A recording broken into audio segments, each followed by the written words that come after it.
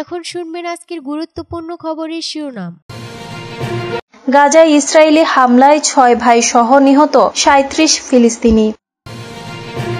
সুদানে আশ্রয় শিবিরে 3 দিন ধরে ভয়াবহ হামলা, নিহত শতাধিক। রাশিয়াকে যুদ্ধবিরতিতে বাধ্য করতে এখনই কঠোর পদক্ষেপ নেওয়া প্রয়োজন। আরও একটি মার্কিন ড্রোন ভূপাতিত করল হুথি। ইরানের ক্রমবর্ধমান অগ্রগতিতে শত্রুরা হতাশ এবং ক্ষুব্ধ খামেনি। শারজার বহুতল আল নাহদা ভবনে আগুন, নিহত 5। ইউক্রেনে ভয়াবহ ক্ষেপণাস্ত্র, তীব্র প্রতিক্রিয়া ইউরোপের দেশগুলো। গাজায় ইসরায়েলি হামলায় 6 ভাই সহ নিহত 37 ফিলিস্তিনি। ফিলিস্তিনের অবরুদ্ধ গাজা ভূখণ্ডে ইসরায়েলি হামলায় 6 ভাই সহ কমপক্ষে আরও 37 ফিলিস্তিনি নিহত হয়েছেন। রাতভর হামলায় আহত হয়েছেন আরও শতাধিক। হতাহতের সংখ্যা আরও বাড়তে পারে। সোমবার কাতার ভিত্তিক গণমাধ্যম আল জাজিরা এক প্রতিবেদনে এ তথ্য জানিয়েছে। ফিলিস্তিনের স্বাস্থ্য মন্ত্রণালয়ের বরাতে প্রতিবেদনে বলা হয়েছে, গত 24 ঘণ্টায় ইসরায়েলি হামলায় 37 জন ফিলিস্তিনি নিহত হয়েছেন। আহত হয়েছেন আরও 111 জন। আহতদের গাজার বিভিন্ন হাসপাতালে নেওয়া হয়েছে।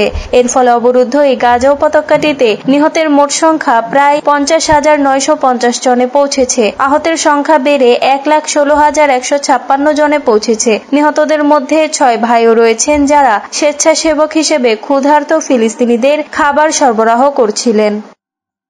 সুদানে আশ্রয় শিবিরে 3 দিন ধরে ভয়াবহ হামলা, নিহত শতাধিক। সুদানের গৃহযুদ্ধ থেকে পালিয়ে যাওয়া লাখো মানুষের জন্য স্থাপন করা হয়েছিল একটি আশ্রয় শিবিরে ভয়াবহ হামলায় টানা 3য় দিনের মতো চলছে। স্থানীয় বাসিন্দাদের বরাত দিয়ে বিবিসি রবিবার এক প্রতিবেদনে এ তথ্য জানিয়েছে। প্রতিবেদন অনুসারে জমজম শিবিরে থাকা একজন পরিস্থিতিকে বর্ণনা করেছেন চরমভাবে বিপর্যয়কর হিসেবে। আরেকজন বলেছেন, পরিস্থিতি মারাত্মক। অন্যদিকে জাতিসংঘ জানিয়েছে, গত সপ্তাহের শেষের দিকে শুরু হওয়া একের পর এক হামলায় এখন পর্যন্ত শতাধিক বেসামরিক নিহত হয়েছে, যাদের মধ্যে অন্তত 20 শিশু ও একটি চিকিৎসা দলও রয়েছে। হামলাগুলো চালানো হয়েছে পশ্চিম দারফুর অঞ্চলের এলফাশের শহর ও তার আশপাশের 2 শিবিরে। বিবিসি বলছে, জমজম ও আবু শোক নামের শিবির দুটি 7 লাখেরও বেশি বাস্তুচ্যুত মানুষের অস্থায়ী আবাস, যাদের অনেকেই দুর্ভিক্ষের মতো পরিস্থিতির মুখোমুখি। আরএসএফ ও সেনাবাহিনীর মধ্যে চলমান গৃহযুদ্ধের 2য় বর্ষপঞ্জির প্রাক্কালে এই হামলার খবর এলো। জাতিসংঘের সুদানের মানবিক সমন্বয়কারী ক্লোমেন্টাইন নকুয়েতা সালামি জানিয়েছেন, তিনি অত্যন্ত উদ্বিগ্ন ও মর্মাহত। তিনি বলেন, বাস্তুহারা মানুষ ও সাহায্যকারীদের উপর বর্বর হামলার ধারাবাহিকতায় এটি একটি ভয়াবহ ও অগ্রহণযোগ্য মাত্রা। মার্কিন পররাষ্ট্র দপ্তরও বলেছে, তারা জমজম ও আবু শৌকে আরএসএফ এর হামলার খবরে গভীরভাবে উদ্বিগ্ন এবং সবচেয়ে অসহায় মানুষদের উপর হামলার তীব্র নিন্দা জানিয়েছে।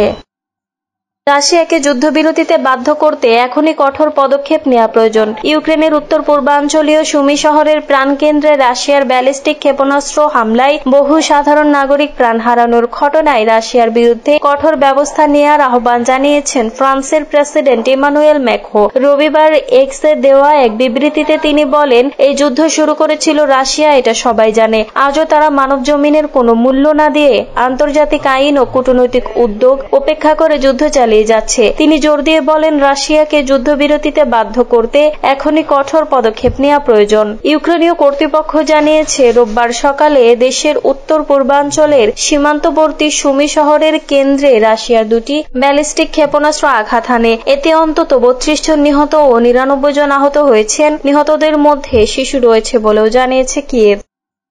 আরও একটি মার্কিন ড্রোন ভূপাতিত করল হুথি। হুথি বিদ্রোহীরা দাবি করেছে, তারা ইয়েমেনের আকাশসীমায় আরেকটি উন্নত আমেরিকান MQ-9 ড্রোন গুলি করে ভূপাতিত করেছে। হুথির ইউএভি বাহিনীর রবিবার এক বিবৃতিতে ড্রোনটি ভূপাতিত করার ঘোষণা দিয়েছে। বিবৃতিতে বলা হয়েছে, ইয়েমেনের বিরুদ্ধে চলমান আমেরিকান আগ্রাসন এবং ইয়েমেনি জনগণের বিরুদ্ধে তাদের ভয়াবহ গণহত্যার প্রতিশোধ হিসেবে এই ড্রোন ভূপাতিত করা হয়েছে।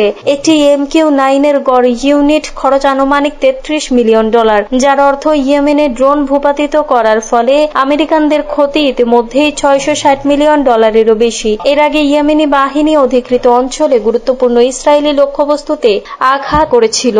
এই অভিযানের সময় হুথি একটি ইসরায়েলি সামরিক ঘাঁটি এবং বেন গুরিয়ন বিমানবন্দরে 2টি ব্যালিস্টিক ক্ষেপণাস্ত্র নিক্ষেপ করেছিল। ইরানের ক্রমবর্ধমান অগ্রগতিতে শত্রুরা হতাশ এবং ক্ষুব্ধ খামেনি। ইরানের ক্রমবর্ধমান অগ্রগতিতে শত্রুরা হতাশ এবং ক্ষুব্ধ বলে মন্তব্য করেছেন ইরানের সর্বোচ্চ নেতা আয়াতুল্লাহ খামেনি। তিনি ইরানের কর্মকর্তাদের তাদের অপপ্রচারের বিরুদ্ধে লড়াই করার আহ্বান জানিয়েছেন। পারস্য নববর্ষ উপলক্ষে ইরানের সশস্ত্র বাহিনীর কমান্ডার এবং কর্মকর্তাদের সাথে রবিবার এক বৈঠকে আয়াতুল্লাহ খামেনি এই মন্তব্য করেন। খামেনি বলেন, তারা তাদের আকাঙ্ক্ষাকে সংবাদ এবং বাস্তবতা হিসেবে উপস্থাপন করে। এই ধরনের অপপ্রচার মোকাবেলার কৌশল প্রণয়নের গুরুত্বের উপর জোরও দিয়েছেন খামেনি। খামেনি বলেন, শত্রুদের বিভক্তিকর বিষয় ইসলামী প্রজাতন্ত্র নাম নয়, বরং একটি দেশের মুসলিম এবং স্বাধীন হওয়া দৃঢ় সংকল্প, যার নিজস্ব একটি স্বতন্ত্র পরিচয় রয়েছে। শারজার বহুতল আল নাহদা ভবনে আগুন, নিহত 5। শারজার আল নাহদা এলাকার একটি বহুতল টাওয়ারে আগুন লাগার ঘটনায় 5 জনের মৃত্যু হয়েছে। নিহতদের মধ্যে 4 জন অজ্ঞাত ব্যক্তিও রয়েছেন বলে জানা গেছে। রবিবার ভোরে আবাসিক টাওয়ারটির 44তম তলায় আগুন লাগার এই ঘটনা ঘটে। সংযুক্ত আরব আমিরাত ভিত্তিক সংবাদ মাধ্যম খালিজ টাইমসে খবর জানিয়েছে, ওই 4 জন অজ্ঞাত ব্যক্তি আগুন থেকে পালাতে গিয়ে পড়ে মারা গেছেন বলে জানা গেছে। 40-এর কোঠার এক পাকিস্তানি ব্যক্তিও হৃদরোগে আক্রান্ত হয়ে মারা যান এই ঘটনায়। এছাড়া আরো 6 জন গুরুতর আহত হয়েছেন বলে জানা গেছে। আহতরা বর্তমানে আল কাসিমি হাসপাতালে চিকিৎসাধীন এবং তাদের অবস্থা স্থিতিশীল। জরুরি বিভাগের দ্রুত ব্যবস্থা গ্রহণ সত্ত্বেও আগুনে দগ্ধ 4 জন নিহত হয়েছেন। তারা পালানোর চেষ্টা করার সময় ভবন থেকে পড়ে গিয়েছিলেন। তাদের মৃতদেহ সম্পূর্ণভাবে পুড়ে গেছে। তবে কর্তৃপক্ষ নিশ্চিত করেছে, পাকিস্তানি ওই ব্যক্তি পুড়ে না গেলেও হৃদরোগে আক্রান্ত হয়েছিলেন। শারজা সিভিল ডিফেন্স জানিয়েছে, বেলা 11:30 আগুন লাগার খবর পাওয়া যায়। তবে নিরাপত্তা পরীক্ষা সম্পন্ন না হওয়া পর্যন্ত 30তম তলার উপরের তলায় প্রবেশাধিকার সীমিত থাকবে। সাহারা সেন্টারের বিপরীতে অবস্থিত এই ভবন আমিরাতের সবচেয়ে উঁচু ভবনগুলোর মধ্যে একটি।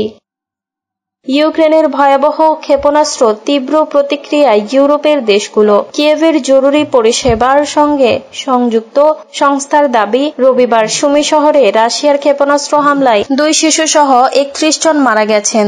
10 জন শিশুসহ 84 জন আহত হয়। যুদ্ধবিরতির প্রস্তাব নিয়ে যখন আলোচনা চলছে, তখন এ ধরনের আক্রমণের বিরুদ্ধে তীব্র প্রতিক্রিয়া জানিয়েছে ইউরোপের দেশগুলো। ফ্রান্সের প্রেসিডেন্ট ইমানুয়েল ম্যাক্রো বলেছেন, অবিলম্বে যুদ্ধবিরতি চালু করা প্রয়োজন। তিনি আরো বলেছেন, সবাই জানে রাশিয়া একাই যুদ্ধ চায়। এখন এটা স্পষ্ট যে রাশিয়া একাই যুদ্ধ চালিয়ে যেতে চাইছে। মানুষের জীবনহানি নিয়ে তাদের কিছু যায় আসে না। আন্তর্জাতিক আইন, কূটনৈতিক প্রয়াসের কোনো তোয়াক্কা তারা করে না। তারা জানিয়েছেন, অবিলম্বে যুদ্ধবিরতির জন্য কড়া ব্যবস্থা নেওয়া দরকার। ফ্রান্স ও তার সহযোগী দেশগুলো অক্লান্তভাবে সেই চেষ্টা করে যাচ্ছে। ব্রিটিশ প্রধানমন্ত্রী কিয়ের স্টারমার ক্ষোভ প্রকাশ করে বলেছেন, এই ভয়ঙ্কর আক্রমণ আমাদের একটা জিনিসই মনে করিয়ে দিচ্ছে, প্রেসিডেন্ট